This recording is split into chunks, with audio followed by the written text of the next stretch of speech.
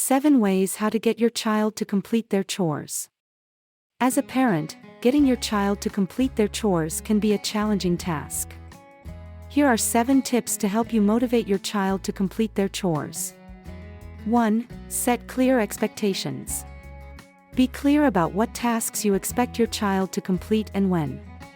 Write out a chore chart or list and display it in a prominent place so that your child can see what they need to do. 2. Make it a game. Turn chores into a game or competition. For example, you could time your child to see how quickly they can clean their room or challenge them to see who can fold laundry the fastest. 3. Use positive reinforcement. Provide positive feedback and rewards for completing chores. This could be something as simple as verbal praise or a small treat. 4. Give age-appropriate chores. Younger children can be given simple tasks such as picking up toys, while older children can be given more complex chores like washing dishes or doing laundry. 5. Be consistent.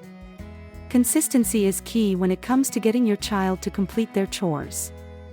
Stick to a routine and make sure that your child knows what is expected of them. 6. Work together.